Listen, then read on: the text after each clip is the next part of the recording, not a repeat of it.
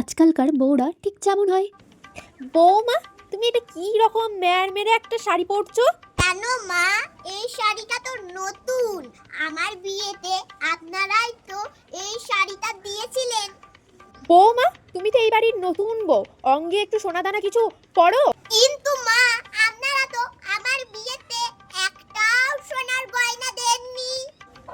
বৌমা, বাড়িতে আজ তোমার বড় ননদ আসবে, মাছ মাংস যা আছে সব রান্না করো। অবশ্যই মা, আমি তো জানি আপনারা ঘরে কাজের লোক আনিয়েছেন, বউ নয়। বৌমা, আমার বাবু কোথায়? কখন থেকে ওকে দেখছি না তো। এই তো মা, আমার আঁচলের তলায় ঢুকে বসে আছে। বৌমা, দুদিন হয়নি তুমি এই বাড়িতে বউ হয়ে এসছো, আর তোমার এত বড় বড় কথা।